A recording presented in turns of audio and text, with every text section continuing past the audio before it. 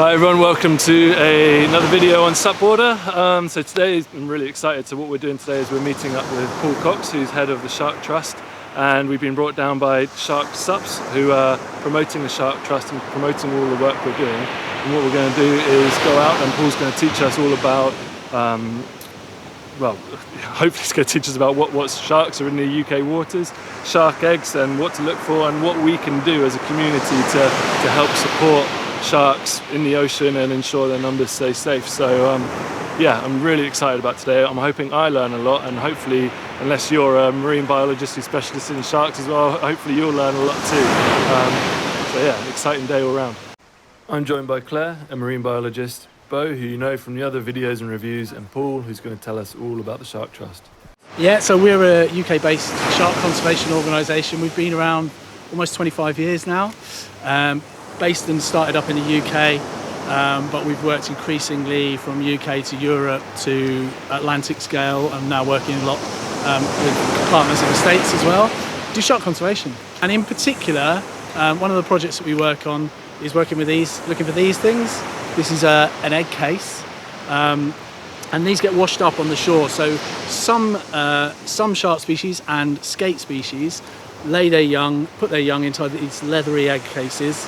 They leave them where they are, and then when the young emerge, break their way out and go and live their life, these things get washed up on the beach. So on a beach like this, we should be able to find some egg cases, and then we collect records of them. So over time, it's gone from kind of people phoning up or sending them in an envelope to, we now have an app and an online recording platform. And so people can, when they find one of these, they can identify them, see what species it comes from, locate where they found it, and then we collect all those records together, and we can use them for a variety of things. And then it's looking at their distribution. Where are they occurring, and does that kind of correlate with where there might be breeding grounds, or where certain areas where sharks and rays might be laying their eggs, and then we kind of feed that into marine protected area consultations. So anywhere in the world, if you find something that looks like this, then contact the Shark Trust. They'll go online and record it. So now we're going to get out on the water and find out a bit more about shark conservation from Paul before paddling to another beach to do our own shark egg case hunt.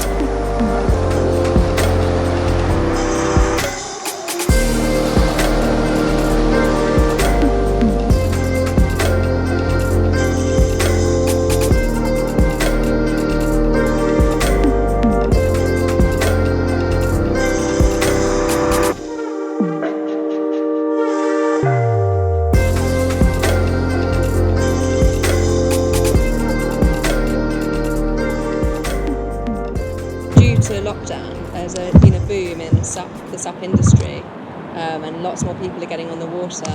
And something that we've been quite quick to highlight is just about interactions.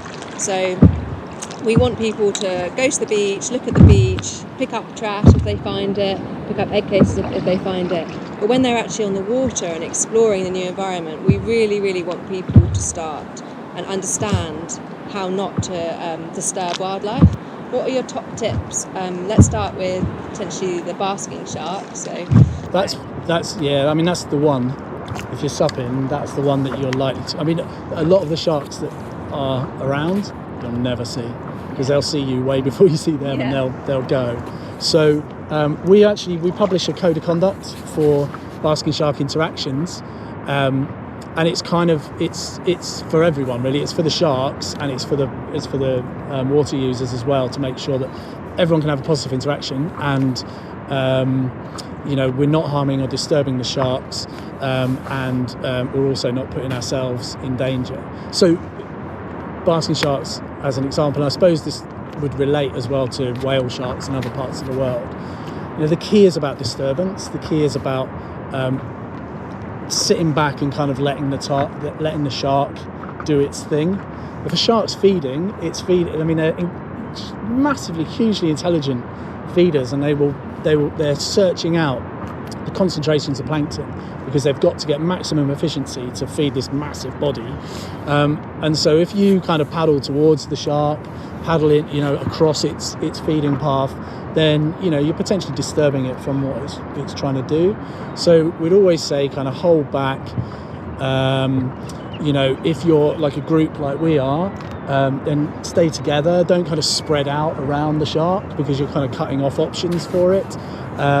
Stay, at least 4 meters away. Don't try and get in and touch it, and just allow it to kind of go about its business, and from a safe distance observe it, and maybe enjoy the experience. Take some photos, because basking sharks are a really interesting one. You can get photos of their fins, and we've got a fin ID database, so we can actually identify individuals from. So focus as much on getting a really good photo as on the experience itself, and then it can be really, really useful. Is there anything you think that an individual could do watching now that would help? Yeah, I think you're right about the shark. I mean, the shark fin soup thing it's like a very kind of iconic, if you like, issue, but it doesn't encompass all of the issues around shark conservation. And the big issue around shark conservation is overfishing. No matter, I always kind of think of it as like, there are other problems like climate change and plastics pollution and habitat destruction, and all these things do affect different species in different ways. But they're like the backing singers, and the lead singer of the problems for shark is overfishing.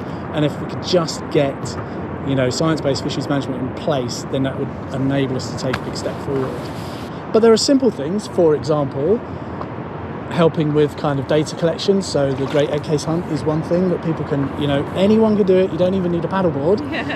You can go and just kick around on the beach, find egg cases and report them, and that has some small effect. And it's part of I always kind of think of it, and in many things with shark conservation, it's like the collective endeavour side of it. Like one egg case, if I find an egg case, if I report it or don't report it, what difference does it make?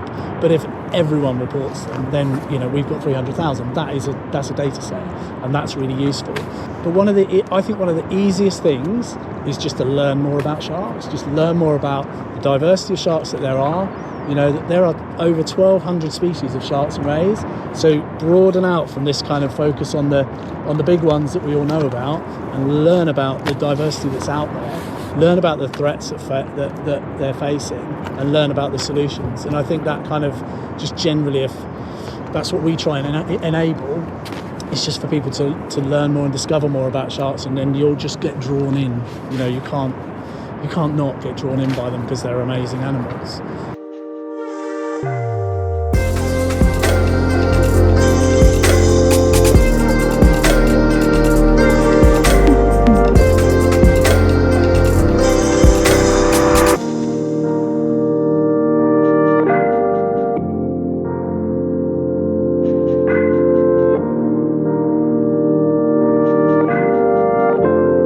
So now we've paddled over to this little beach here. What we're going to be doing is looking for some egg cases, shark egg cases, and ray egg cases as well. Is that right, Paul? Well, actually it's skates. So there's skates and rays, and there are many people who argue about what defines a skate against a ray. Okay. But we look at it as the skates are the egg-laying ones. So the skates would be the ones that would live kind of bottom dwellers. And they lay these, the skate eggs are kind of wider. They look like, I always think they look a bit like Lego Batman. They've got like kind of horns on both corners. And they lay them like on the sandy or gravelly seabed. So when they lay them, they have like a sticky mucus all over the outside, and they roll around a bit on the gravel, get really heavy and weighed down, and then they just kind of sit there on the seabed. And then when they empty out, when the young one emerges, then it becomes light and it gets washed up. So the ray ones, the skate ones, sorry, are wider, and they just have horns. The other ones you can find are like the little sharks, and they're narrower, and they're either the bullhuss or cat sharks in this part of the world.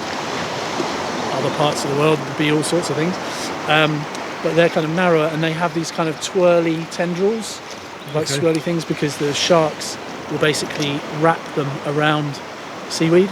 Yeah. So here we go. We've got some here. So there, that's a skate one, covered in a bit of stuff. So you got these kind of horns, and then there's that's a cat shark. Smallest spot is cat shark. She's got these twirls, so that when the female lays it, she'll go around the seaweed, and then that will just be held on and sitting there. So when you're paddleboarding, if you're paddleboarding over like a kelp bed or something, it's really worth kind of looking down carefully without falling off like I did. Looking down and seeing, you might be able to see them in situ. You might be able to see like, and some, if the light catches it right, you can sometimes see the little one wriggling away inside. Oh, wow. Don't touch it. Yeah. But the ones on the beach, they're empty. The ones on the beach are empty. Okay. Sometimes people will find ones on the beach that have got something in it. Yeah. And if it's alive, you can tell if it's alive straight away because it'll wriggle. Just get it back in the sea, put it in a rock pool or somewhere. Don't be tempted to kind of take it home and look after it, but just put it back in the sea. But yeah, most of the time you can tell because they're light as a feather. So we're going to have a little look around here.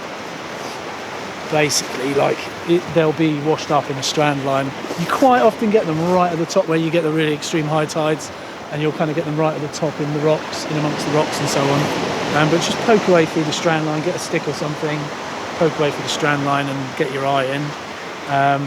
And then if you find them, you can identify them either, go on the Shark Trust website or get the app on your phone, which is really, really good. Take a photo of it, identify it and report it. So yeah, we're going to go and have a little look and you're going to help. Yeah. Excellent. Oh, here we go, I've got one. So Still wet. Yeah, that's a lovely one. It's in really nice condition. So I don't actually know the idea of this. You can see the escape hatch. Yes. You're going to ask me what it is, aren't you? Yeah. I'll tell you what, everyone. Look it up on the website. And what you're looking for is like the identification comes from like the shape of the horns, colour a little bit, and this is the apron. So it's like some of them are like raggedy, some of them are nice and smooth. Like this one's really nice and smooth. It's a beauty, isn't it? Yeah, that is a nice one. Yeah. Look it up. That's a little beauty, isn't it? Beautiful. So what can you identify that? I can identify this one. That's an easy one. It's that's a small spotted cat shark. Okay. Which is this long, beautiful, spotty little, really common shark. Find them under rocks. If you're snorkeling around, you'll find them kind of relatively shallow. Nice little shark. So Shark SUPs have brought us here today. Have obviously partnered with the Shark Trust. Can you tell us a bit more about what that means? What does that partnership mean, and what's it doing for you? Yeah, it's really interesting. When Shark SUPs went through a kind of rebranding, redesign exercise, they contacted us and they wanted to kind of connect the brand with ocean sustainability issues and so on. And one of the things we thought it would be nice to kind of, we're always trying to bring out diversity. We're always trying to talk about the diversity of sharks, because a lot of people focus on like the big five, like the great white and a hammerhead and the bull shark, and we wanted to just we always want to talk about more broadly sharks. So when they built that into the design, if you look at like these boards we've got here, kind of use subtle patination from the sharks and use the range of sharks to represent the range of the boards. Okay. So we've got the Tora here, which has got kind of whale shark patination on it. We've got a windsurf board over here, which is a zebra shark, because the zebra shark has this big kind of long tail, so it kind of represents the windsurfer. And then you've got the all-rounder board, which is from the epaulet shark. If you've never heard of an epaulet shark or never seen one, check them out. They're amazing. They're these cool little sharks. They're only about yay big, and they've got these big eye spots on the side of their body. And what's unique about them is that they walk. So the epaulet can actually use its pectoral fins to walk, and they actually kind of come out, they live in kind of rock pools on the Australian coast, and they'll kind of come and walk out of the rock pool and over the rocks in the air and back down in other rock pools. So they're a very cool little shark, which kind of break all the rules of sharks. So we've learned a huge amount about sharks so far today. It's been absolutely brilliant. We've managed to find a whole load of egg cases on the beach as well, and obviously a huge thanks to Paul from the Sharks Trust and Shark SUPs as well. So don't forget to check out the sharktrust.org and also Shark Paddleboards. Thanks so much for watching. If you like this sort of thing, please like and subscribe, and we'll see you soon.